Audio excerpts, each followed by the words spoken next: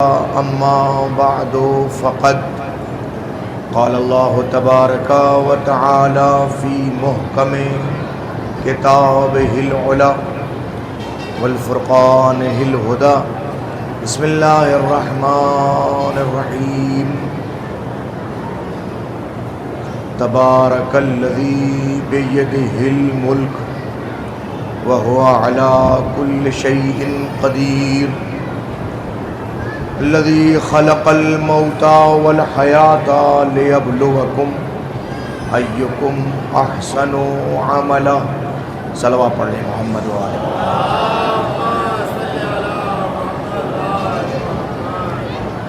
ایک اس سے بہتر صلوات پڑھ کے اپنے ثواب میں اضافہ فرمائیے.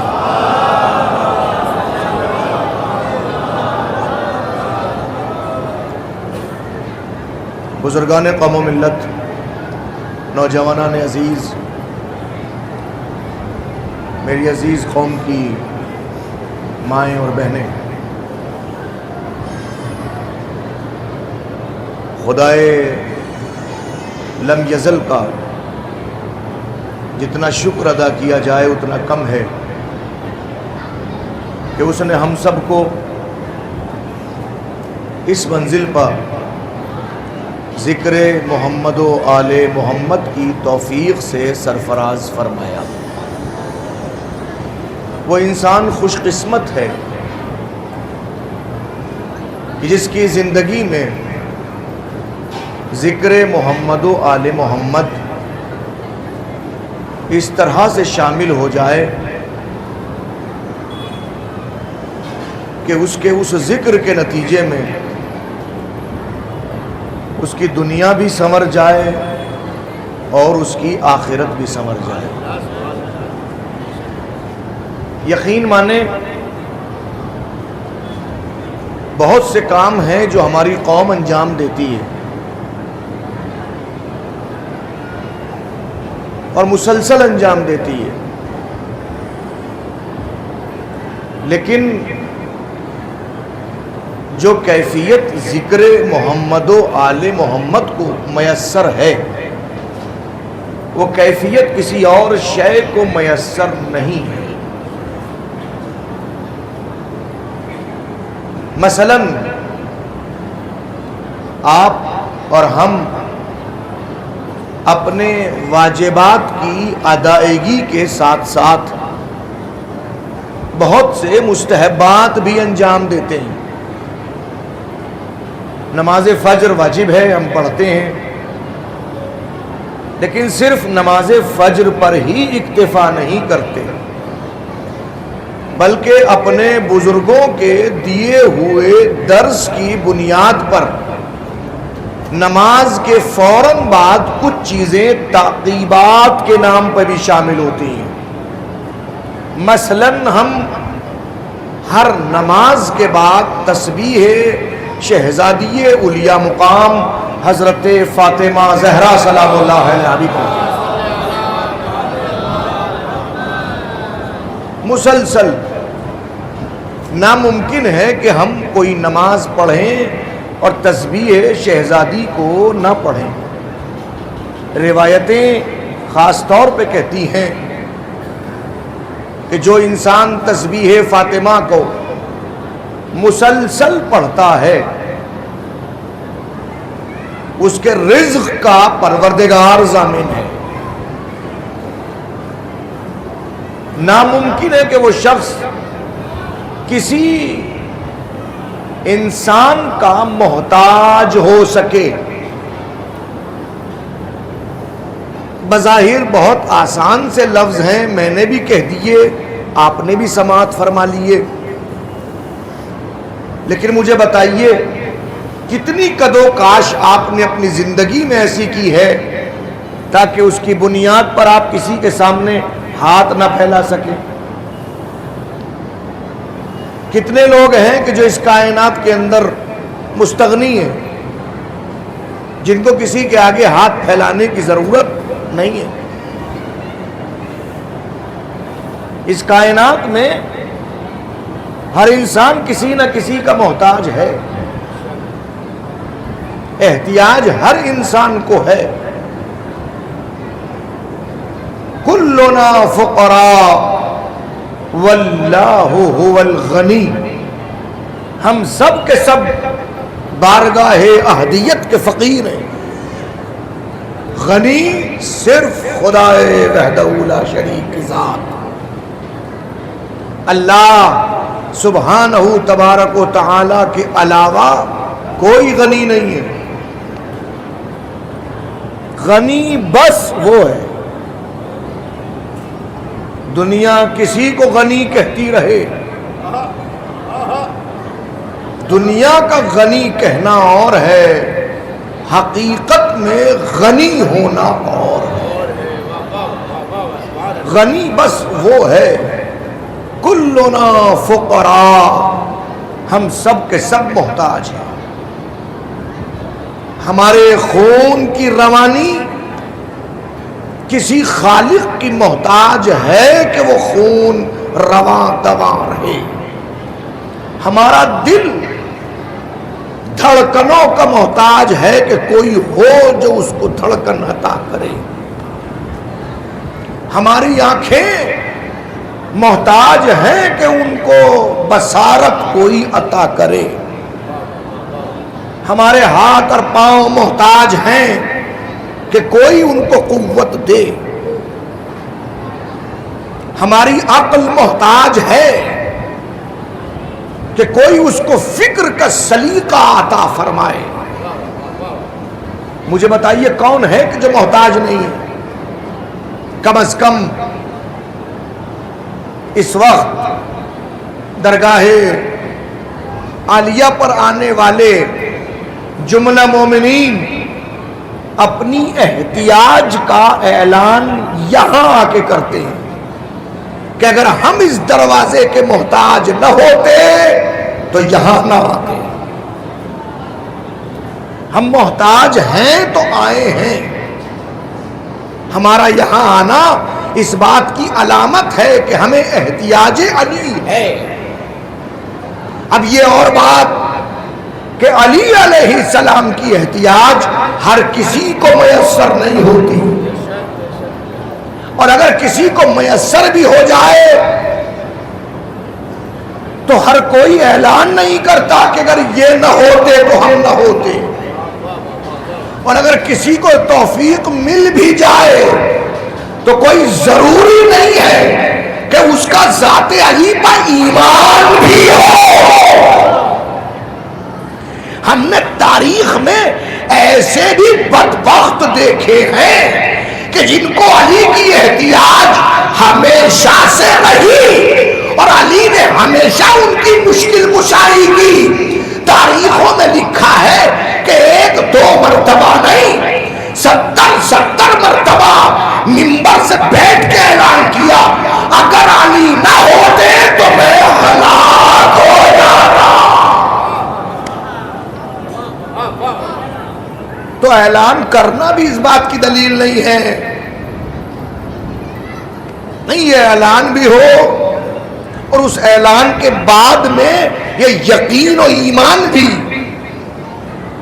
کہ اس کائنات میں اگر کوئی ہے جو ہم سب کو ہماری ضرورتوں کو سمجھنے سے پہلے ہمیں عطا کرتا ہے، تو یہی یقین آپ کو دنیا میں بھی کامیاب کرے گا، آخرت میں بھی کامیاب کرے گا۔ اب دیکھیے، آپ حضرات تشریف فرما ہیں، یقیناً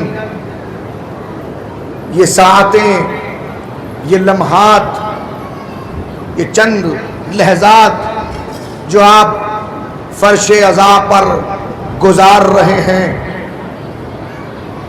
وہ رائے گا نہیں جانے چاہیے۔ ہمیں ضرورت ہے کہ ہم ان کیفیتوں کو سمجھیں۔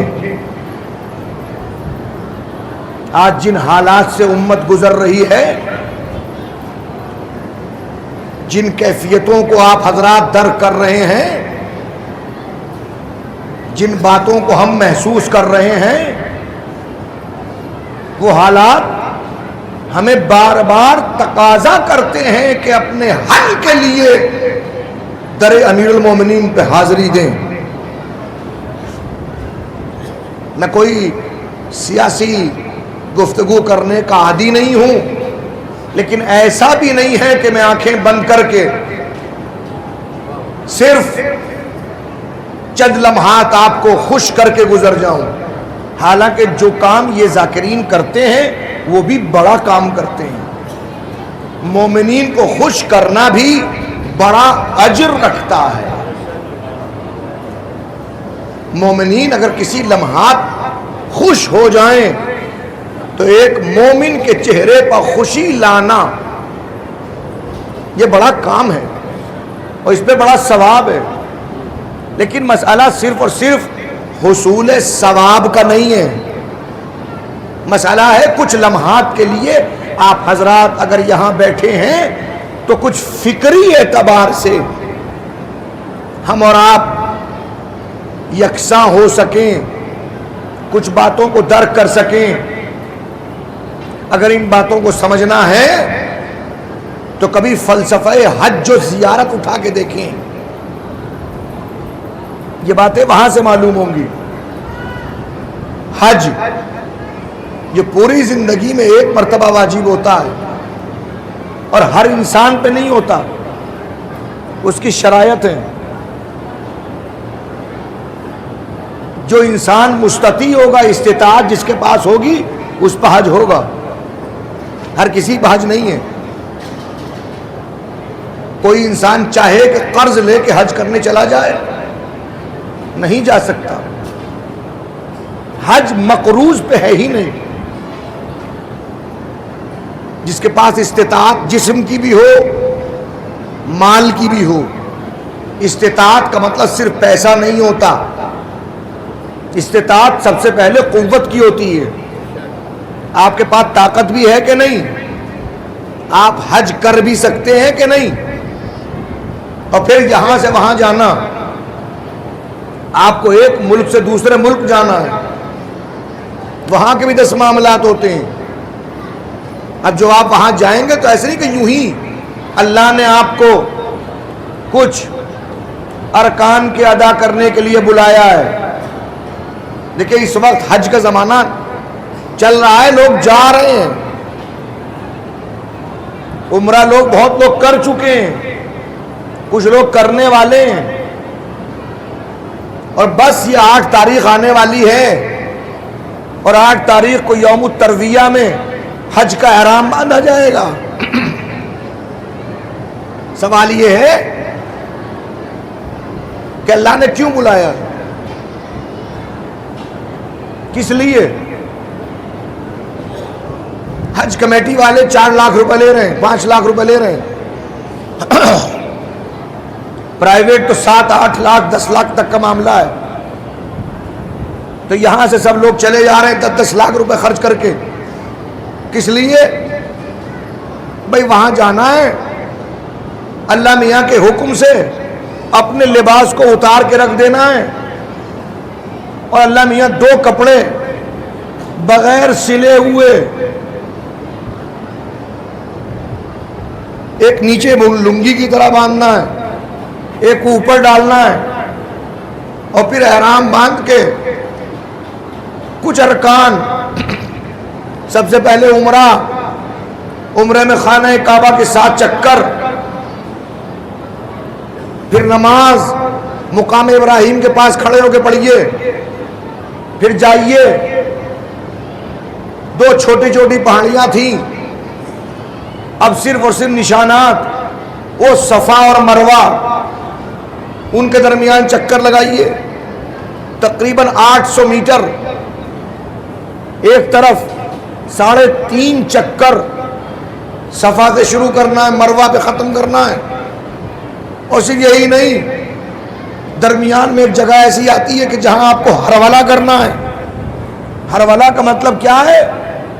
وہ درمیان میں ایسا حصہ جہاں پہ آپ چلیں گے نہیں، دوڑیں گے. آپ کو دوڑنا ہے، اور اگر دوڑ نہیں سکتے تو آپ کو کندھے ایسے ہلانے جیسے آپ دوڑ رہے ہیں.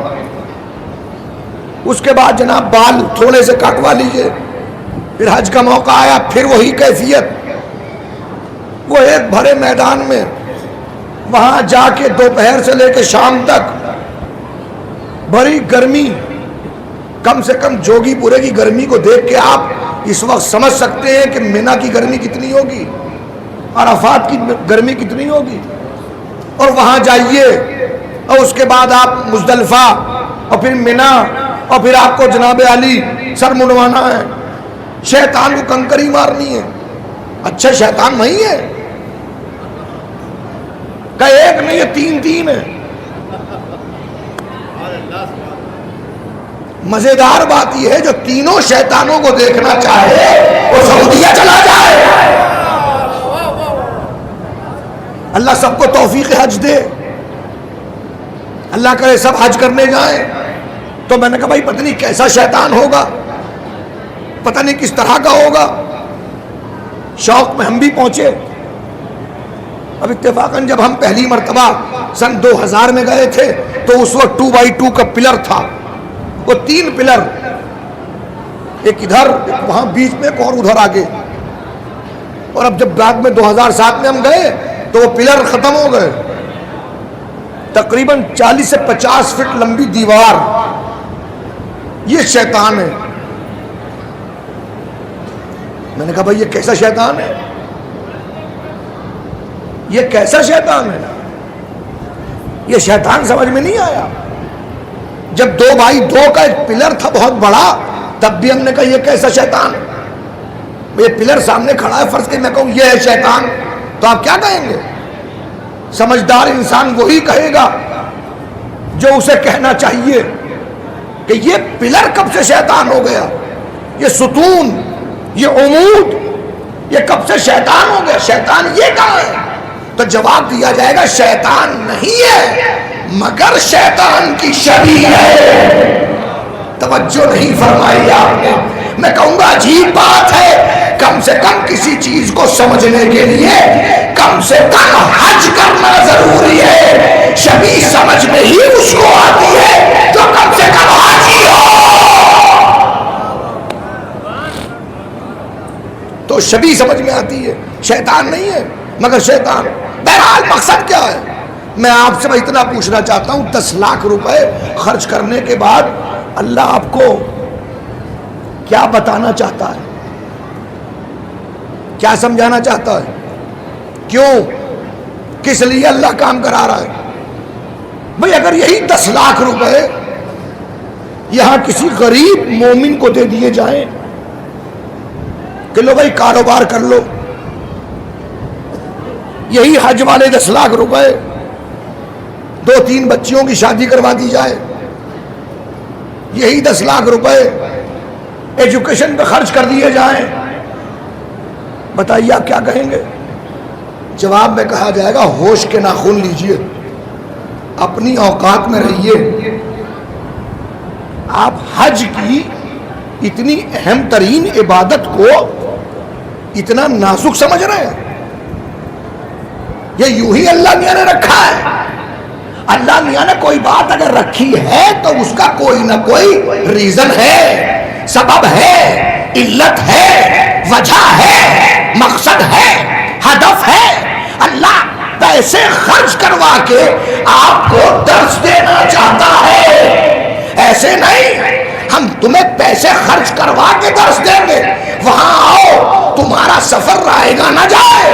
دیکھو ہم نے ایک وقت رکھا، پورے سال میں بس ایک مرتبہ، ہر لمحے نہیں، ہر آن نہیں.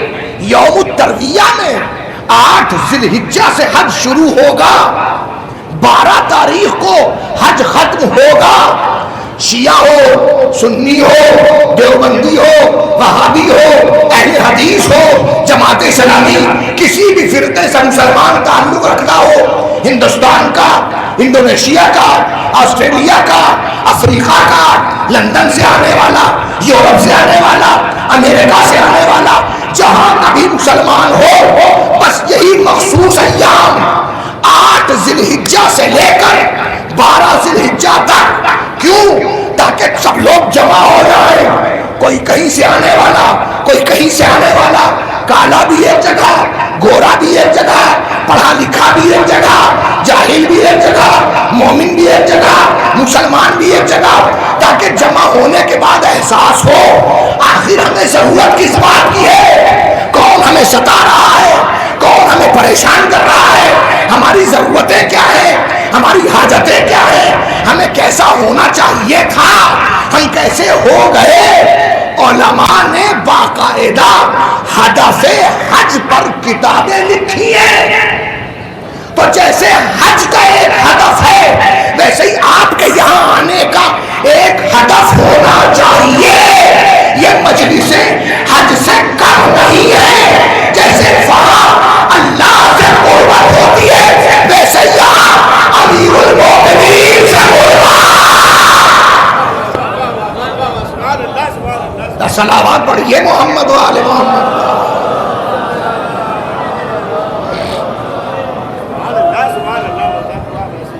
محسوس فرمایا آپ نے؟ اب یوں ہی نہیں کہ روا روی میں گزر جائیے، یوں نہیں کہ آپ یوں ہی بس۔ دیکھیں حصول ثواب اپنی جگہ، یہ تو فرش عزا ہے، فرش عزا تو بہت عظمت والا ہے۔ میں کہہ رہا ہوں آپ اپنے گھر میں، اپنی بیٹھک میں، ڈرائنگ روم میں 4 مومنین جمع ہو جائیے۔ اسلام نے تو ان 4 مومنین کو جمع کرنے کا بھی ثواب رکھا۔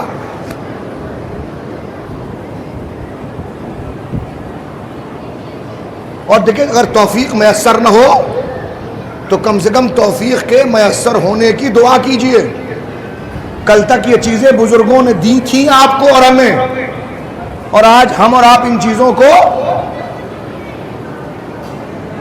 کل تک گاؤں میں، شہروں میں مومنین جمع ہوتے تھے، ایک دوسرے کے احوال،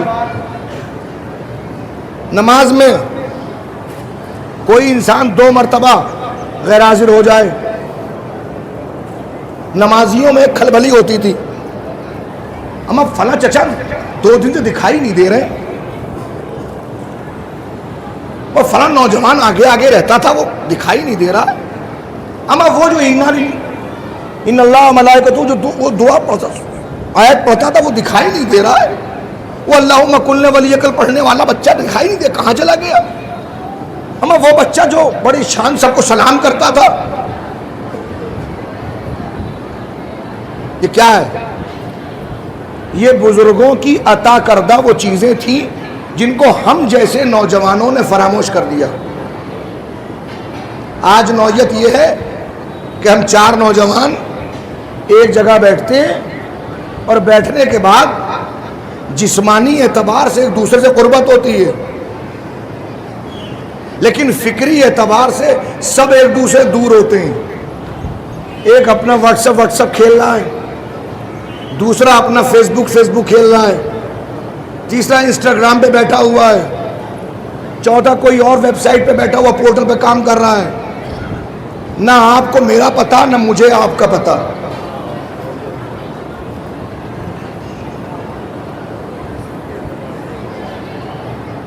کیا ایسا نہیں ہے؟ مجھے بتائیے کتنے لوگ ایسے ہیں جو ہم قوم کے معاملات کو آپس میں ڈسکس کرتے ہیں؟ کتنے ایسے لوگ ہیں جو قوم کے معاملات کو باقاعدہ آپس میں گفتگو کرتے ہیں؟ اچھا کیا نہیں ہے آپ کے پاس؟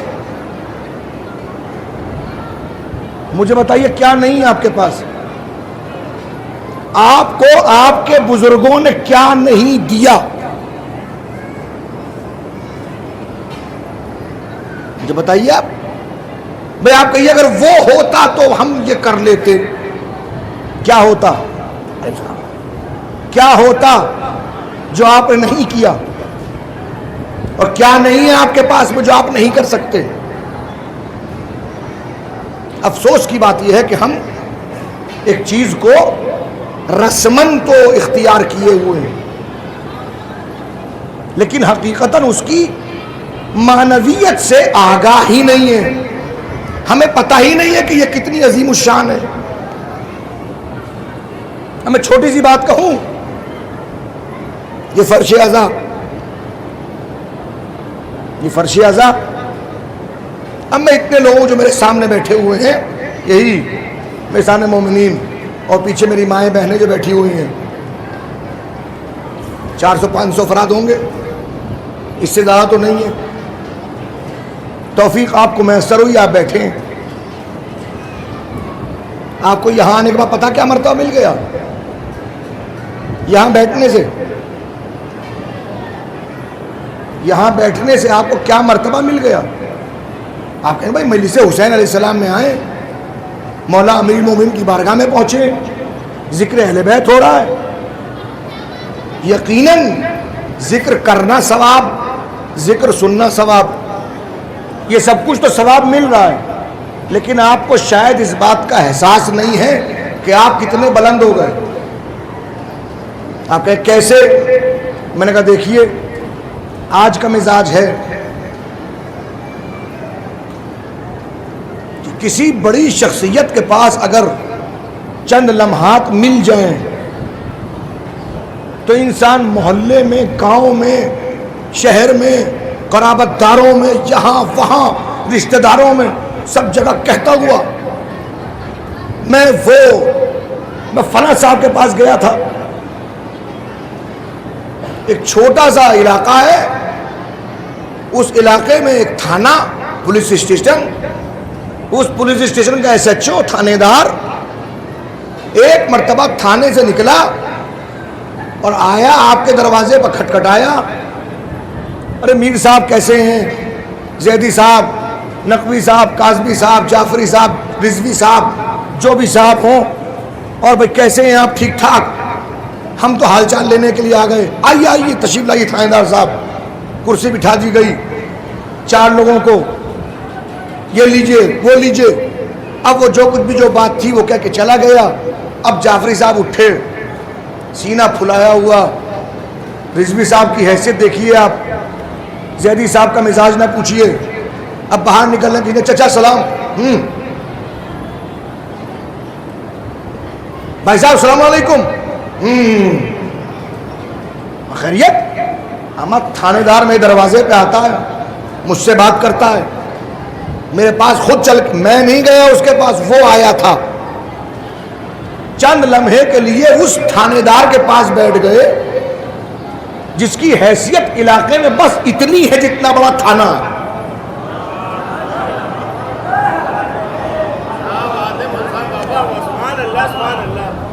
پوچھئے نہیں، اپنی حد سے باہر نکل گئے، سلام کا جواب دینا بند کر دیا. پارشد نے پوچھ لیا، پوچھئے نہیں. MLA بس جھک کے کسی کو سلام کر دے، میر صاحب السلام علیکم. ارے بھائی دیکھیے MLA صاحب مجھے پوچھتے ہیں، میرا کوئی توڑ ہے؟ کوئی ہے برادری میں میرے برابر؟ مجھ سے بڑا کوئی نہیں ہے. MLA مجھ پہ آتا میرے پاس، اور اگر MP پوچھ لے تو پوچھئے نہیں آپ. اچھا اگر کبھی ان سے حدود سے باہر CM آ جائے، آپ یقین مانے مزاج یہ ہو رہا ہے لوگوں کا. کوئی دینی شخصیت آئے تو اتنی سیلفیاں اس کے ساتھ نہیں ہوتی، اگر کوئی CM آ جائے جتنی سیلفیاں اس کے ساتھ ہوتی ہیں. چھوڑیے CM کو، کوئی فلمی ایکٹر آ جائے،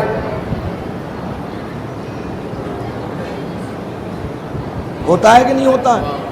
اور دیکھیے ایسی جگہ جاتے بھی ہیں لوگ، ممکن ہے آج تو جمعرات ہے، کل جمعہ، ہفتہ اتوار، 3 دن اور کوئی بڑا فلمی ایکٹر یہاں آ جائے، یہ سمجھتے ہوئے کہ میں ضرورت مند ہوں اور میری ضرورت کو پورا کرنے والے یہ ہیں. آپ یقین مانیں اس کو یہاں سے وہاں تک پہنچنے میں گھنٹہ بھر لگے گا، اس لیے کہ لوگ اٹھ کے جا رہے ہوں گے.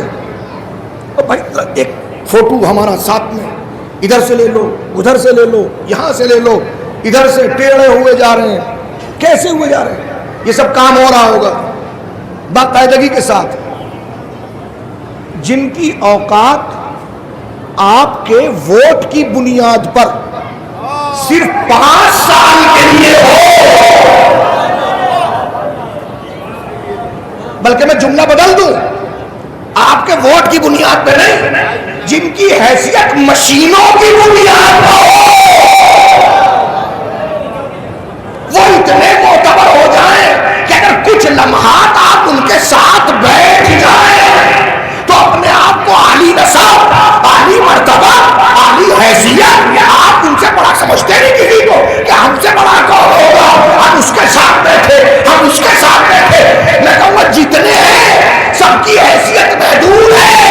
تھانے دار تھانے کی حیثیت تک، ایک MLA اپنے MLC کی حیثیت تک، ایک MP اپنے دائرے کی حیثیت تک، ایک CM اپنے صوبے کی حد تک، ایک PM ایک پورے ملک کی حیثیت تک. اس سے آگے کوئی نہیں ہے. لیکن اس فرشی ادا نے آپ کو اتنا بڑا بنا دیا کہ آپ ان کے درمیان بیٹھ گئے. کوئی رحمت للعالمین، کوئی باب الاولیاء، کوئی سید الانبیاء، کوئی سیدۃ النساء، کوئی سیدہ شباب اہل جنت.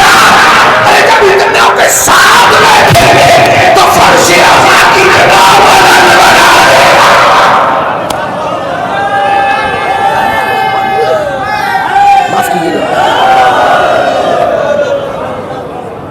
سلامات پڑھیے محمد.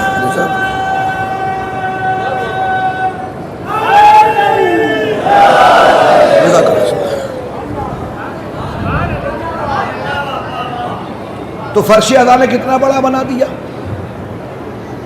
یہ فرشی اذا کی حیثیت ہے. اب مومنین تو بہت آئے ہیں یہاں پر، جوگی پورا میں مومنین تو بہت آئے ہیں، لیکن آپ سے بڑا کوئی نہیں ہے. جو یہاں فرشی اذا پہ بیٹھے ہیں ان سے بڑا کوئی نہیں ہے. کیوں نہیں ہے؟ اس لیے کہ کسی کے پہلو میں کوئی معصوم، کسی کے پہلو میں کوئی معصوم. اب معاف کیجئے گا، یہ بصارت سے دکھائی نہیں دیتے، بصیرت سے دکھائی دیتے. ان کے لیے آنکھوں کا ہونا ضروری نہیں ہے، دل کی آنکھوں کا ہونا ضروری ہے. حالانکہ دیکھیے میں نے جو مجلس میں مجلسی مجمع ہوتا ہے وہ کئی باتوں کو نوٹ کرتا ہے. مول صاحب آئے تھے تو کیسے آئے تھے، منبر پہ گئے تھے تو کیا خطبہ پڑھا تھا، کون سی آیت پڑھی تھی، اس آیت کا موضوع کیا ہو سکتا تھا، اس آیت کو مول صاحب نے تبرکن پڑھا تھا یا ایسے ہی بس یہ اب تک دوبارہ پڑھی گئی نہیں پڑھی گئی، یہ مول صاحب کا موضوع کیا ہے.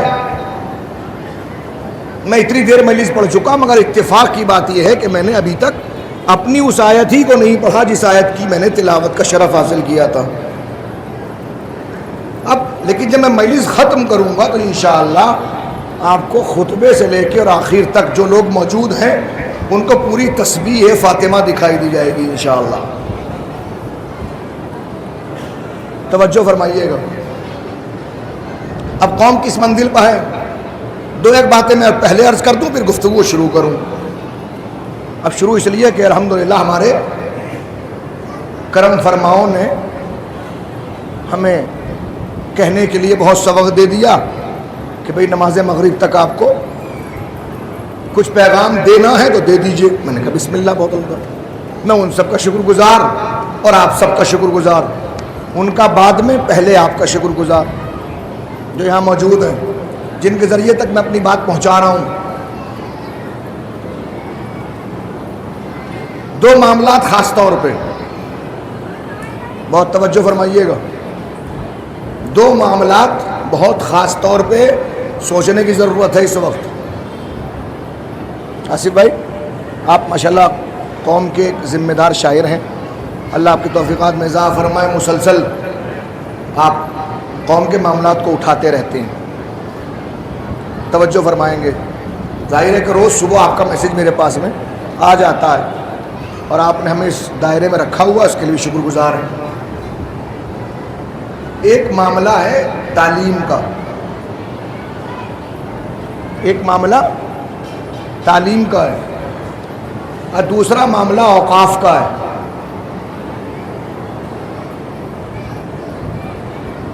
ایک تو ایجوکیشن کا مسئلہ ہے، تعلیم کا مسئلہ ہے، اور دوسرا مسئلہ ہے اوقاف کا.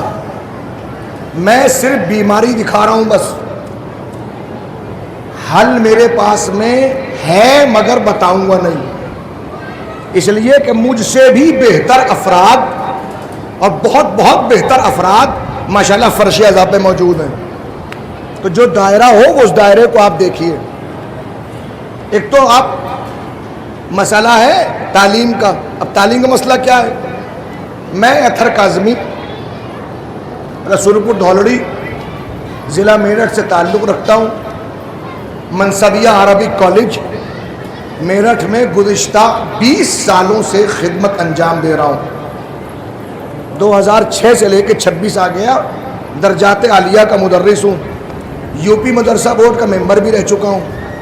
بہت قریب سے بہت سے معاملات کو دیکھتا بھی ہوں.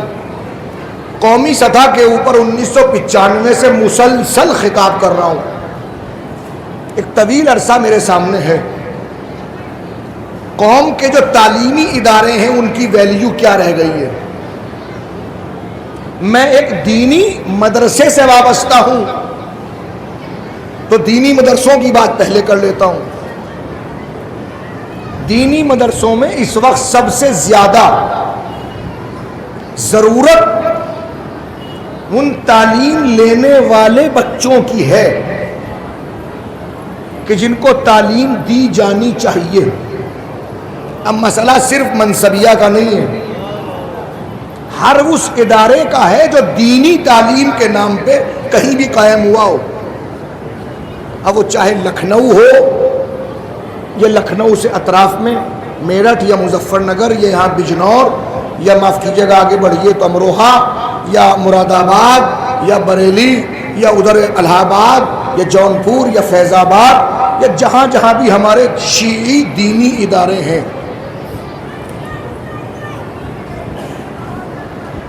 بہت سے لوگ ہم سے کہتے ہیں اب آپ کے مدرسے میں کتنے بچے ہیں؟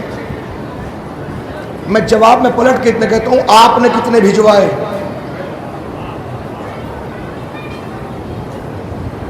اگر آپ کہیں جی آپ نہیں پڑھاتے تو بھائی میں نہیں پڑھاتا تو کیا آپ نے مجھ سے پوچھا کہ میں کیوں نہیں پڑھاتا؟ قوم کے درمیان احتساب ختم ہو گیا. اگر کوئی کھڑے ہو کے مجھ سے بھی پوچھ لے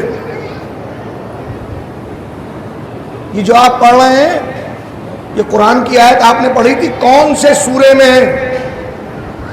آپ نے صرف اپنے علم کے لیے پوچھا، 4 لوگ آپ کو یوں ہی چپٹ جائیں گے، آپ کو جان چھڑانا بھاری پڑ جائے گی.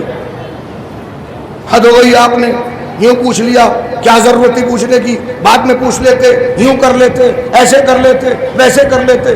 بھائی مسئلہ اگر کوئی پوچھ بھی رہا تو کیا اس نے گناہ کر دیا؟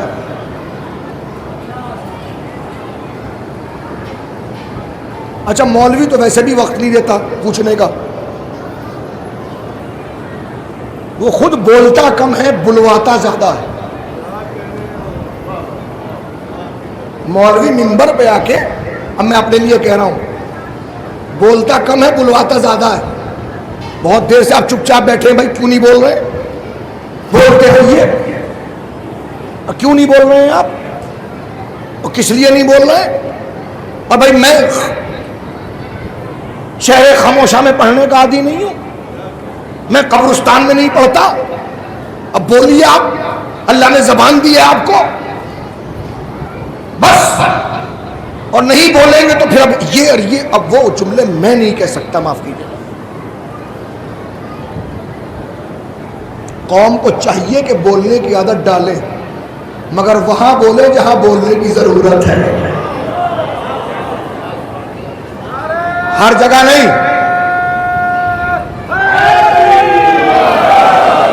ہر جگہ نہیں جہاں ضرورت ہے.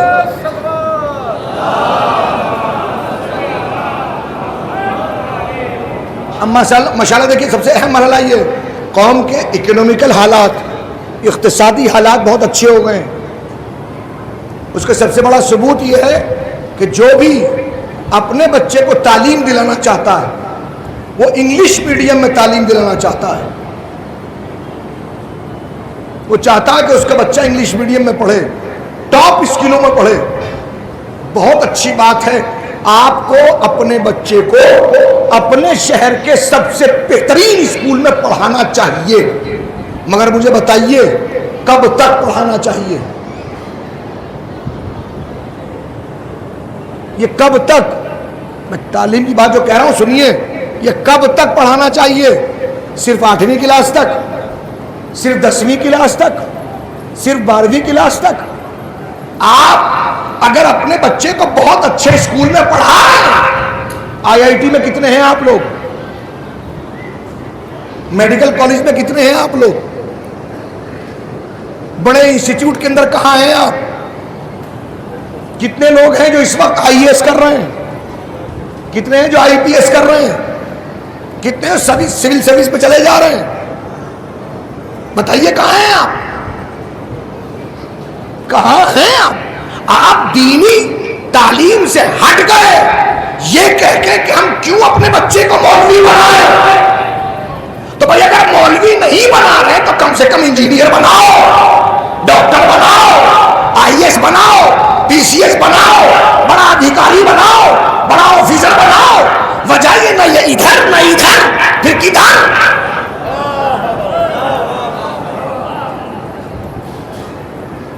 کدھر ہیں آپ؟ ایک تو مسئلہ یہ، دوسرا مسئلہ جلدی سے کہہ گزر رہا ہوں پھر گفتگو کو مربوط کر رہا ہوں۔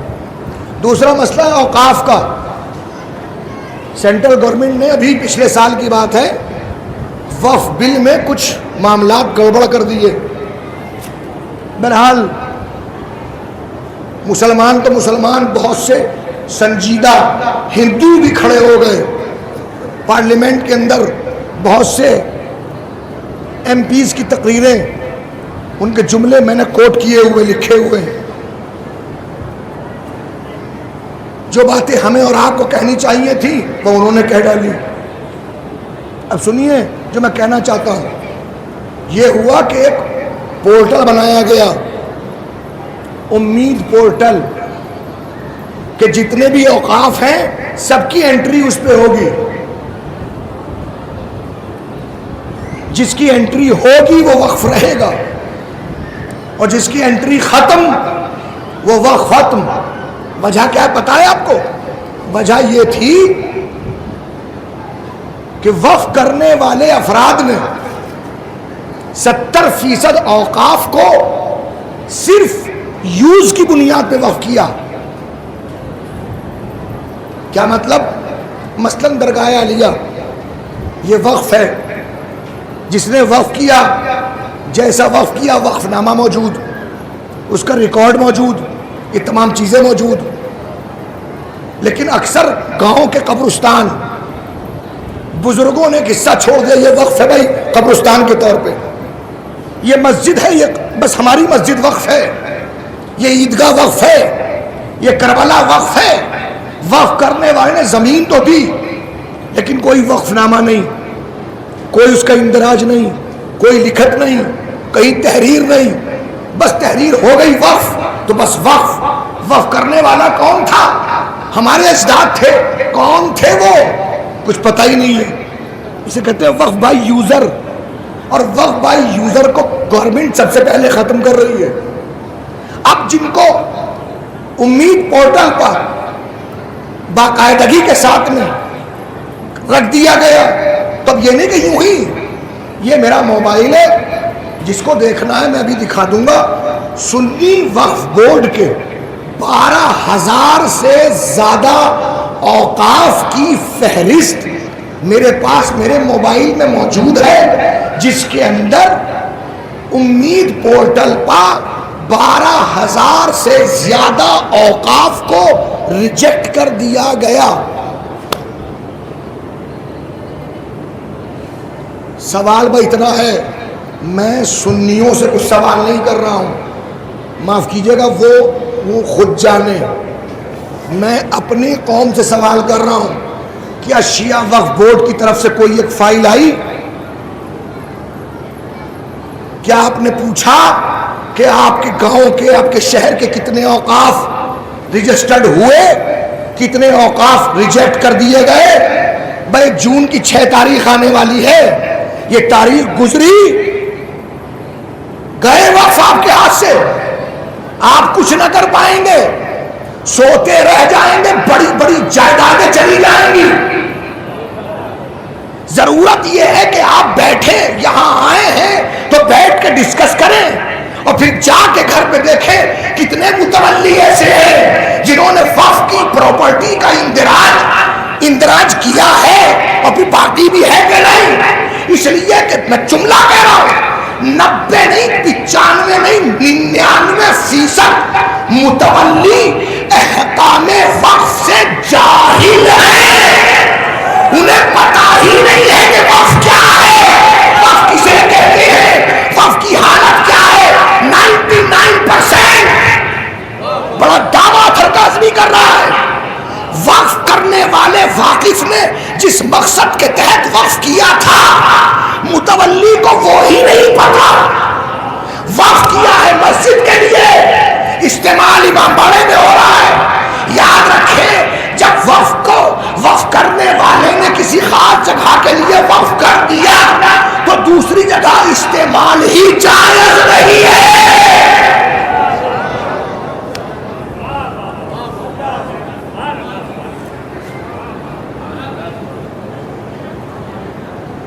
اس سے زیادہ کچھ نہیں کہوں گا، پھر معاملہ بہت بگڑے گا۔ میں اس سے زیادہ کہنے کی صلاحیت نہیں رکھتا، کہہ بہت کچھ سکتا ہوں، میرے پاس کہنے کے لیے بہت کچھ ہے۔ ضرورت ہے کہ اپنی قوم کے تعلیمی معاملات کو دیکھیے، اوقاف کو دیکھیے۔ لوگوں کو پتہ ہی نہیں ہے کہ وقف کیا ہے، وقف کسے کہتے ہیں، وقف کی کیا شرطیں، وقف کب ہوتا ہے۔ ارے وقف کرنے کے بعد تو واقف کو بھی اختیار نہیں رہتا کہ وہ واپس لے لے۔ اور یاد رکھے جتنے متولی ہیں وہ اس بات کو یاد رکھے، متولی امین ہوتا ہے، مالک نہیں ہوتا۔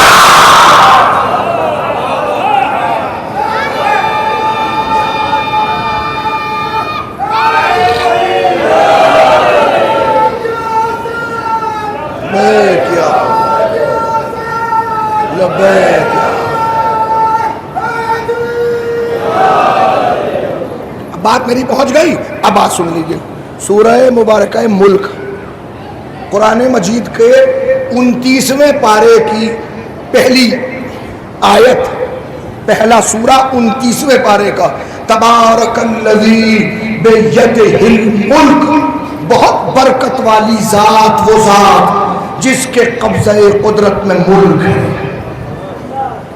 جس کے قبضہ قدرت میں ملک ہے۔ وہ کون ہے؟ وَهُوَ عَلَىٰ كُلِّ شَيْءٍ قَدِيرٌ، وہ ہے جو عَلَىٰ كُلِّ شَيْءٍ قدیر ہے، جو ہر شے کے اوپر مکمل قدرت رکھنے والا۔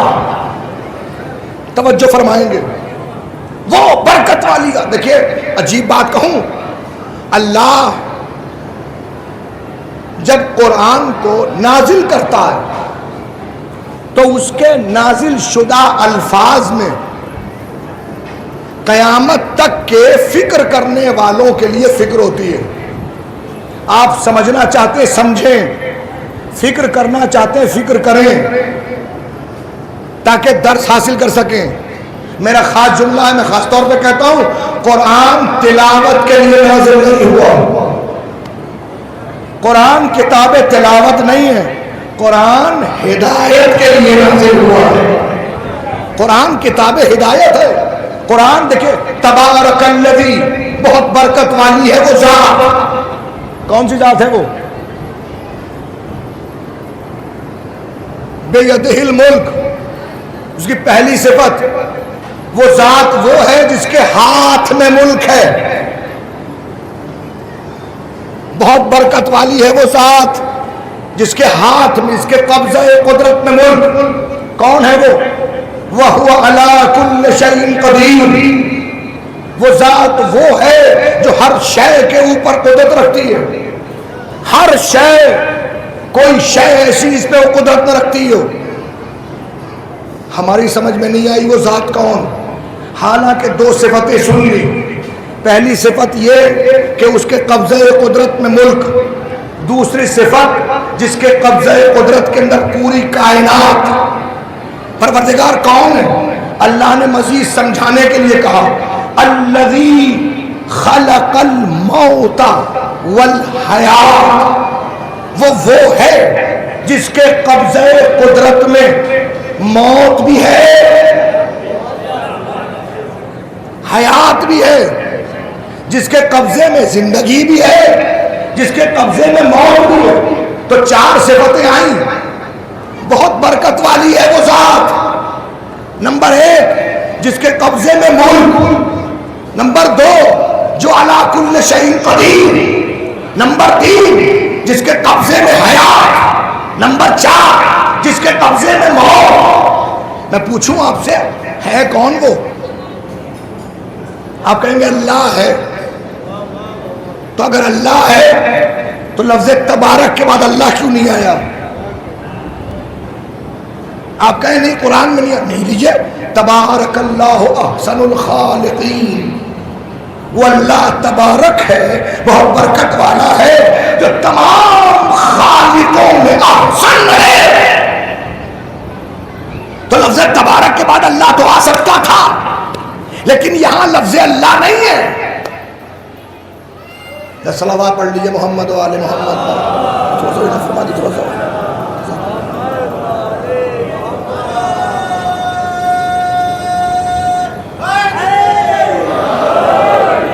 تو لفظ اللہ، اللہم صلی اللہ. یہ بات ہے. تو ابھی آپ ملاحظہ فرمائیں گے وہ اللہ وہ ہے جو احسن الخالقین ہے. تو لفظ اللہ آ سکتا تھا، لیکن یہاں نہیں آیا اللہ. یہاں کیا کہا اس نے؟ تبارک الذی. الذی کا لفظ آیا. وہ، اب وہ کون؟ آپ کے ذہنوں پر چھوڑا، آپ کی فکروں پر چھوڑا. ہم تو صفت بتائیں گے، ذات کا نام نہیں لیں گے. کیوں کہ اس لیے کہ اگر ذات کا نام لے لیں تو بہت سے لوگ جان بوجھ کے اس نام کو رکھنا شروع کر دیں گے. قریب کروں ذہنوں کو. دیکھیے بڑی مجبوری یہ ہے کہ ذاکرین تو ذاکرین، سامعین بھی ایک خاص پیٹرن کے عادی ہو چکے ہیں. جب تک اس پیٹرن کے اوپر معاملہ سیدھا سیدھا نہ چلے تب تک مزہ بھی نہیں آتا. تو میں پہلے کہہ چکا ہوں کہ مومنین کو خوش کرنا بھی بڑا ثواب ہے. تو بہل اب میں نے جو کہنا تھا وہ کہہ دیا، اب کچھ ثواب کما لوں. صلوات پڑھیے محمد و آل محمد.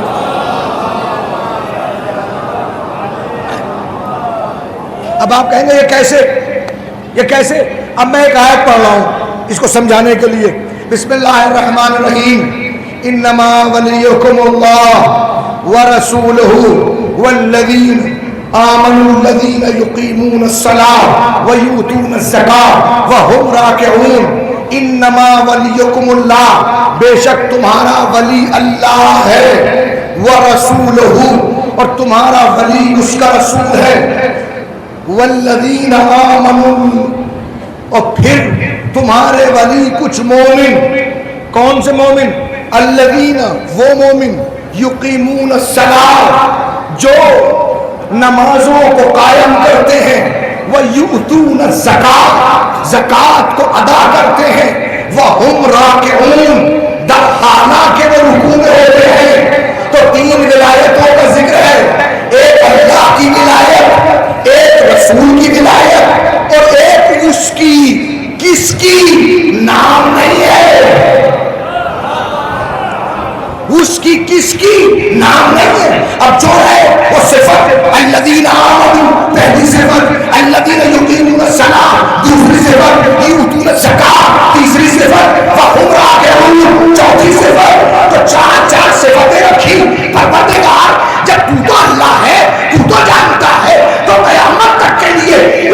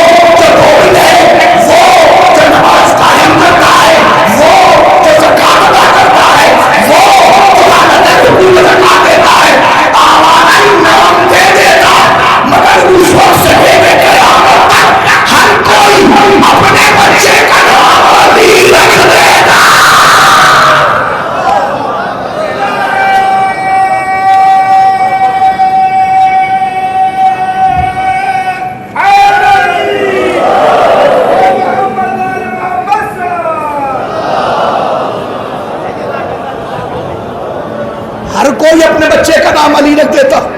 لہذا اللہ نے نام نہیں رکھا, اللہ نے صفت رکھی. نام رکھنا آسان ہے, صفتیں کون لائے گا؟ نام رکھنا آسان ہے, صفتیں کون لائے گا؟ بقول ایک شاعر کے بہت بچپنے میں شعر سنا تھا میں نے, شاید رنگین حیدری کا شعر تھا, شاید انتقال ہو گیا رنگین مراد آبادی. علی کے بغض میں بانٹو انگوٹھیاں لیکن جب مولا علی نے انگوٹھی دی تو یہ آیت آئی, اس کو کہتے ہیں آیت ولایت. جب لوگوں کو معلوم ہوا یہ آیت علی کے لیے, کیوں کہ علی نے نماز میں انگوٹھی دی تھی. اچھا او بھائی سنو سنو سنو, میں انگوٹھی پہن کے جاؤں گا, نماز پڑھ رہا ہوں گا, تم مانگنا, میں کہوں گا لو لے جاؤ, میرے لیے بھی آیت آئے گی. اس نے کہا میرے لیے بھی آئے گی, اس نے کہا میرے لیے بھی آئے گی. نہ جانے کتنے بغض علی رکھنے والے تھے کہ علی کے بغض میں ریاکار اپنی ریاکارانہ عبادتوں کو لے کے مسجد نبوی تک آ گئے.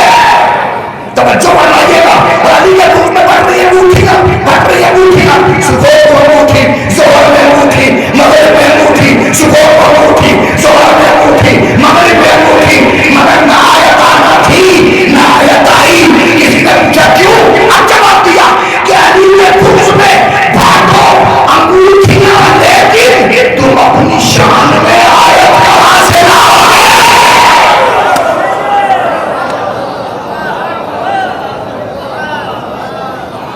کہاں سے لاؤ گے؟ آیت تو وہ بھیجے گا نا. تو اللہ نے نام نہیں رکھا, صفت رکھی. اس جیسا دکھاؤ, اس جیسا دکھاؤ, اس صفت کا حامل. توجہ فرمائیے گا. اب وہی کیفیت جو وہاں تھی وہ یہاں.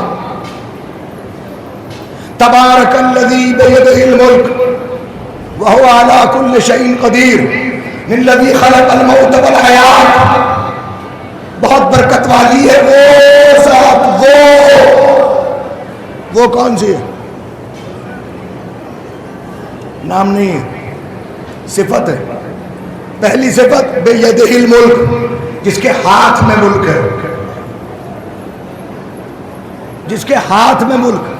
برکت والی ہے وہ ذات جس کے ہاتھ میں ملک.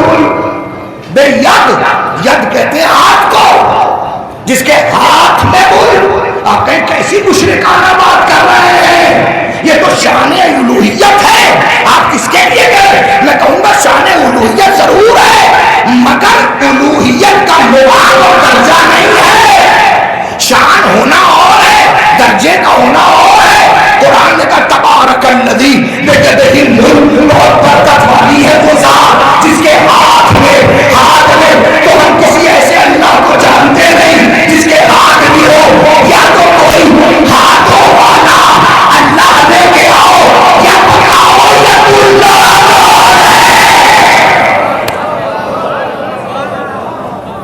بتاؤ کون ہے, کون ہے وہ جس کو ید اللہ کہہ سکتے ہیں؟ کون ہے؟ تبارک الذی بیدہ الملک.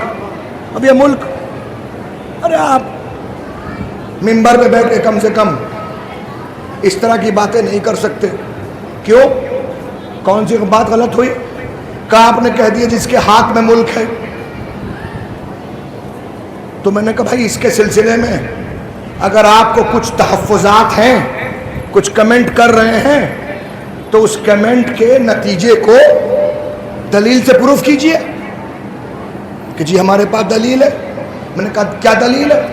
کہ دلیل یہ ہے کہ قرآن میں 1 2 نہیں, 8 10 نہیں, 15 سے اوپر آیتیں ایسی ہیں جس میں صاف صاف کہا گیا ہے وَعْلَمْ أَنَّهُ,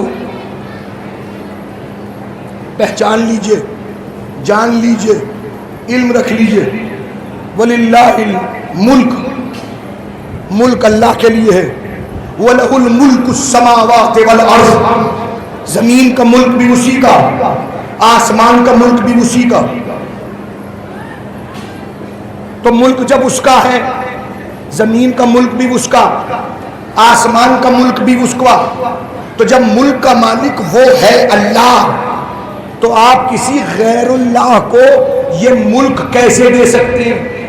کیسے اس ملک کا مالک کسی غیر اللہ کو بنا سکتے ہیں؟ میں نے کہا بھائی قرآن پڑھنے کا حکم تو ہے، مگر ساتھ ساتھ یہ بھی کہا گیا ہے کہ کوشش کرو قرآن دیکھ دیکھ کے پڑھو، آنکھ کھول کے پڑھو۔ قرآن کو دیکھ کے پڑھنے کا ثواب زیادہ ہے اور بڑی اہمیت ہے۔ دیکھیے کسی اہمیت کو سمجھنا ہے تو یوں سمجھیں کہ اس اہمیت کا اطلاق کسی ایک خاص جگہ پہ نہ ہوتا ہو، پوری امت مسلمہ اس کو تسلیم کرتی ہو۔ کیسے؟ توجہ فرمائیے گا۔ اب دیکھیے الحمدللہ میں بمانگے دوحل کہہ سکتا ہوں، جو باتیں شیعہ قوم سے متعلق امت مسلمہ کے درمیان میں موجود ہیں وہ باقاعدگی کے ساتھ میں تقریباً ختم ہو چکی ہیں۔ پہلے کہا جاتا تھا شیعوں کا تو قرآن ہی الگ ہے، جب سے ایک تیاگی جی نے اسلام دھرم چھوڑا ہے تب سے پوری امت کو یقین ہو گیا ہے جو سنیوں کا قرآن ہے وہی شیعوں کا قرآن ہے۔ کنفرم بتا رہا ہوں آپ کو میں، آپ دیکھ لیجئے، یہ ان کا 40 پاروں کا ہے، ہمارا 30 پاروں کا ہے۔ آج تک کسی شیعہ کے گھر سے 40 پالے والا نکلا ہی نہیں۔ جب بھی کسی نے جا کے کہا بھیا قرآن دے دو، جو قرآن نکل کے آیا وہ 30 پاروں والا تھا۔ وہ بسم اللہ سے شروع ہوتا ہے، والناس کی سین پہ ختم ہوتا ہے، 30 پاروں والا ہے، 114 سورے والا ہے۔ اور مشہور روایت کے مطابق شیعوں کے گھر میں قرآن جو ہے وہ 6666 آیتوں والا ہے۔ یہ مشہور بات میں کہہ رہا ہوں۔ 114 سورے ہیں، پہلا سورہ سورہ فاتحہ اور آخری سورہ سورہ والناس، جو نہ مانے اس کا ہو جائے ستیہ ناس۔ یہ ہے شیعوں کا قرآن، کنفرم بتا رہا ہوں، یہی ہے شیعوں قرآن، ٹھیک ہے نا، یہی قرآن ہے۔ چلیے حافظ نہیں ہوتے، کس نے کہا نہیں ہوتے؟ جیسے ہوتے ہیں ایسے کہیں نہیں ہوتے، جیسے ہمارے یہاں ہوتے ہیں ایسے کہیں نہیں ہوتے، کنفرم بتا رہا ہوں۔ میرے وطن میں چلیے آئیے، 3 میں دوں گا، اپنے وطن سے 3 حافظ شیعوں سے میں دوں گا آپ کو، 3۔ اور ممکن ہے یہاں بیٹھے مومنین کہیں جی ہمارے یہاں بھی ہے، ہمارے یہاں بھی ہے، ہوں گے، پکا ہوں گے، باقاعدہ ہے، تو حافظ بھی ہوتے ہیں۔ لیکن بہرحال جو قرآن کے حوالے سے نسبت ہمارے برادران اہل سنت کو ہے وہ جگ ظاہر ہے۔ وہ کیوں؟ اس لیے کہ ماہ مبارک رمضان میں ایک خاص نماز پڑھی جاتی ہے، جس نماز کو نماز تراویح کہا جاتا ہے۔ بولیے بھائی، کبھی تو بولیے، نماز تراویح۔ اس میں کیا ہوتا ہے؟ تراویح بنا راحت سے، راحت کے مطلب آرام، اس میں تھوڑا تھوڑا قرآن سنایا جاتا ہے، راحت دی جاتی ہے۔ اب 30 دن میں 30 پارے پڑھے جاتے ہیں، تو ڈھونڈا جاتا ہے کوئی حافظ قرآن۔ اب سنیے، دیکھیے، حافظ قرآن لایا جاتا ہے، وہ پڑھے گا تو حافظ ہی امامت کر سکتا ہے۔ آپ یقین مانیں، میں اب جو بات کہنا چاہ رہا ہوں بہت سن لیجیے آپ۔ یہ ایسی نماز ہے جس کی ابتدا خلیفہ دوم نے کی ہے۔ کس نے کی ہے جی؟ خلیفہ دوم نے کی ہے اس نماز کی ابتدا، لیکن کبھی خود نہیں پڑھائی۔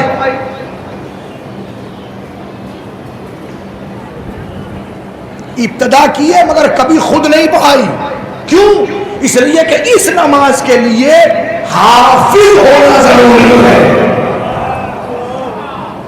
میں نے اب یہ اس نماز کے لیے حافظ ہونا ضروری ہے. تو میں انہوں نے خود نہیں پڑھائی لیکن بہرحال نماز ہوئی، آج بھی ہوتی ہے. اب سنیے، جب بھی کبھی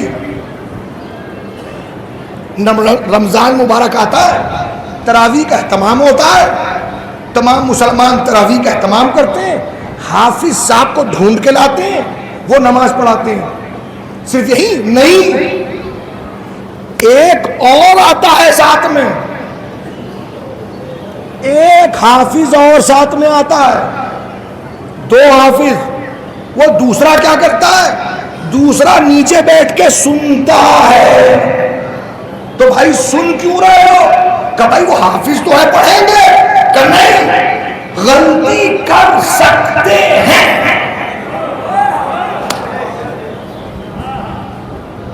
غلطی کر سکتے ہیں، لہذا اس غلطی کر سکنے کو ختم کرنے کے لیے ہم نے ایک کو بٹھا دیا. تم دیکھ دیکھ کے اس کا مطلب پوری امت مسلمہ کو یقین ہے تو دیکھنے والے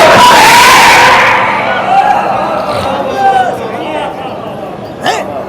تم ہے نا، دیکھ کے پڑھو، دیکھ کے پڑھو قرآن، دیکھ کے پڑھو. توجہ فرمائیے کہ دیکھ کے پڑھو. اور یہ وجہ بھی ہے کہ جو قرآن پڑھ رہے ہوں گے نا، ہم مسلسل پڑھ رہے ہوں گے، مسلسل، اور قرآن سے کچھ ہدایت نہ لیں گے. قرآن کہہ رہا ہے، یہ حضور کی حدیث ہے، ربا تعالل للقرآن والقرآن یلعنہ. قیامت کے دن بہت سارے قرآن کی تلاوت کرنے والے ایسے بھی رہیں گے جن پہ قرآن لعنت کر رہا ہوگا. کیوں؟ اس لیے قرآن زبان پہ ہوگا، دل کے اندر قرآن نہ ہوگا. تو قرآن پڑھو، تو پڑھو تو کیسے پڑھو؟ ایسے جب قرآن نے اللہ نے کہا. تو قرآن کیا کہہ رہا ہے؟ تبارک الذی بیدہ الملک. ملک تو اللہ کے لیے ہے. بہت ساری آیتیں ہیں. تو بھئی جو آپ نے 15 پڑھی تھی نا جس میں اللہ کے لیے ملک ہے، تو ایک دو میں بھی پڑھ دوں بھئی، ایک دو میں بھی پڑھ دوں. اگر وہ قرآن کی نہ ہو تو میرا گریبان اور آپ کے ہاتھ، اور اگر قرآن کی ہو تو پھر مانیے. اب میں ایک دو آیت جلدی پڑھ لوں، اب پوری آیت میں نہیں پڑھ سکتا، بہت دیر پڑھ لیا. توجہ فرمائیے گا. اللہم مالک الملک، اے پروردگار تو ملک کا مالک ہے. اے پروردگار تو ملک کا مالک ہے. تو اتل ملک من تشاء، تو جسے چاہے اپنا ملک دے دے. وتنزع الملک ممن تشاء، اور جس سے چاہے ملک لے لے. تو اگر پروردگار کسی کو دیتا نہیں تو قرآن نے کہا کیوں؟ اور کسی کو دے کے لیا نہیں ہے تو پروردگار نے قرآن میں کہا کیوں؟ اس کا مطلب وہ مالک ملک تو ہے مگر کسی کسی کو ملک دیتا ہی ہے. اور کس کو دیتا ہے؟ جس کو دیتا ہے. تو ملک کی صفت یہ ہے کہ اس کے ہاتھ میں ملک ہوتا ہے، وہ علی کل شیء قدیر ہوتا ہے. اس کے ہاتھ میں زندگی بھی ہوتی ہے، اس کے ہاتھ میں موت بھی ہوتی ہے. تو ڈھونڈو کوئی ایسا ایسا ایسا جو زمین پہ بیٹھے آسمان تک کے اوپر مکمل قدرت رکھتا ہو. ارے میں دیکھنا چاہو تو یہ دروازہ ذات امیر المومنین مولا الموحدین یاسین الدین مالک کائنات مالک ملک امیر المومنین علی ابن ابی طالب کی ذات ہے. بیٹھ کے فرش پہ مگر پورے ملک کو اس طرح ہاتھ میں رکھا ہوا ہے، اشارہ کرتے ہیں تو ڈوبتا ہوا سورج بناتا ہے.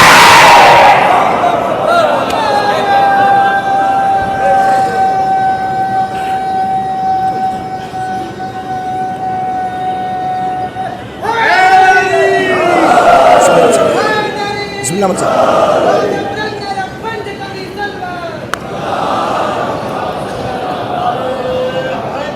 یہ ملک کی قوت ہے، یہ باپ کا اختیار ہے. کہ زمین پر بیٹھ کے اختیار آسمان پہ ہے، چاہے تو سورج پلٹا لے، اور صرف اختیار باپ کا نہیں، اختیار بیٹے کا بھی ہے، اختیار بیٹی کا بھی ہے۔ بس میں نے سمیٹ لیا گفتگو کو۔ ملک کا اختیار، باپ نے اختیار سورج کو پلٹا کے، بیٹے نے اختیار، بیٹے نے اختیار سر و تن میں جدائی کے بعد کلام ممکن نہیں ہے، کلام ممکن ہی نہیں ہے، امکان نہیں ہے۔ گفتگو کیسے کرتے ہیں آپ؟ سورس کیا ہے گفتگو کا؟ مجھے بتائیے، گفتگو کا سورس کیا ہے؟ یہ سینے سے ہوا نکلتی ہے جو اس پنجرے تک پہنچتی ہے، یہاں سے یہ دہن میں آتی ہے، زبان کے ذریعے، ہونٹوں کے ذریعے سے، گلے کے ذریعے سے، الگ الگ جگہ سے جو ہوا نکلتی ہے، تو وہ جہاں سے نکلتی ہے اسے مخرج کہتے ہیں، اور وہی آواز بن جاتی ہے۔ علم تجوید کچھ حروف حلقی ہیں، حلق سے نکلتے ہیں، ہا، خا، غین، ہا، الف، یہ نکل رہے ہیں یہاں سے۔ کچھ وہ ہیں جو تالو سے نکلتے ہیں، تو، کچھ وہ ہیں جو زبان کو یہ ان دانتوں پہ نکالے، سا، لال، سین، صاد، یہ سب کیا ہے؟ یہ اندر سے ہوا نکل رہی ہے، دہن کے ذریعے سے سامنے آتی ہے، مخرج تو۔ لیکن اگر یہ درمیان سے گلا کٹ جائے، گلا کٹنے کے بعد کچھ بھی ہو جائے، زبان چلی نہیں سکتی۔ کیوں؟ اس لیے کہ جو ہوا اندر سے پھیپھڑوں سے نکل رہی ہے نا، اس کا ربط ختم ہو گیا۔ لیکن وہ جس کے ہاتھ میں ملک ہے، وہ جس کے ہاتھ میں ملک ہے، وہ تمہاری طرح محتاج نہیں ہے کہ بولنے کے لیے ہنجرا ہو، بولنے کے لیے سینہ ہو۔ وہ جب چاہے، جیسے چاہے، اگر دیکھنا چاہو تو آگے دیکھو۔ اندھا صحابی چلا کے رہنے لگا، کیا قیامت آ گئی؟ کیوں؟ کیوں؟ کیوں؟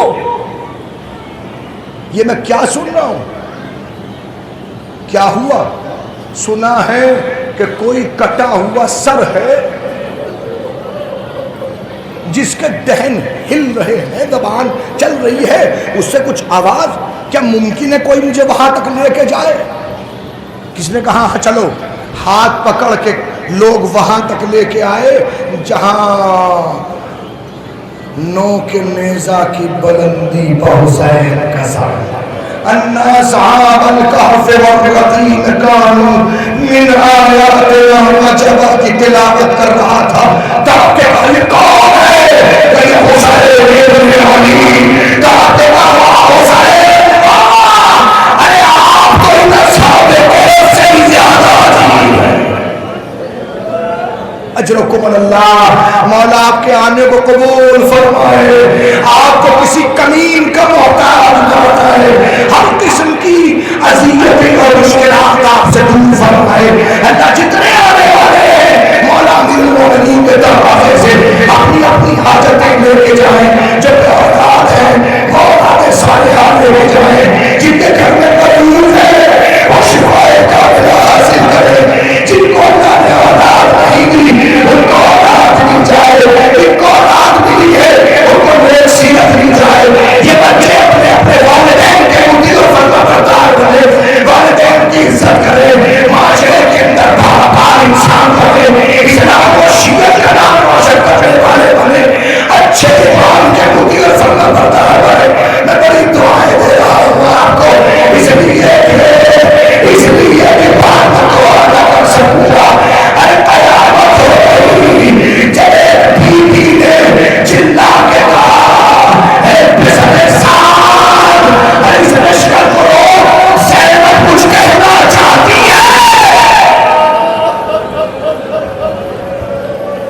سر سعد نے اشارہ کیا، تمام لشکر خاموش ہو گیا۔ زینب نے پھر کہا اے پسر سعد، ان جانوروں سے بھی کہہ، ان کے کنوں میں گھنٹیاں ہیں، ان کے پاؤں میں گھنگرو ہے، یہ اپنے قدموں کو ساکن کریں، یہ اپنے پیر کو روکیں، کوئی آواز نہ آئے کہ آج جتنی حکومت میری تھی اتنا اختیار میرا تھا، میں نے کہہ دیا اجے بیٹے کی حکومت تھی، اب زینب کی حکومت ہے۔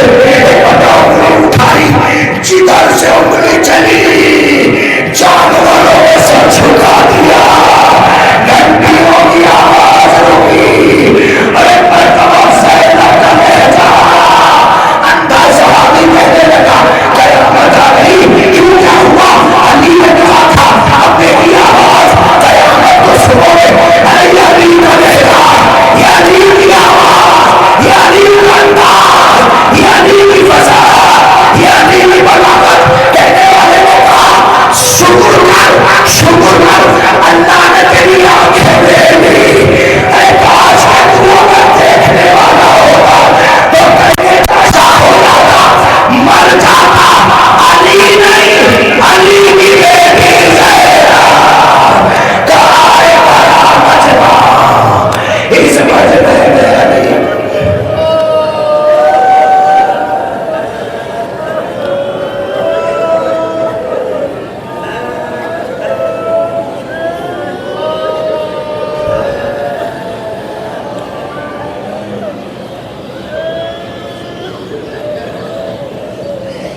اور سب آپ ہی فرما لیجیے سورہ فاتحہ لکھ کے بسم اللہ۔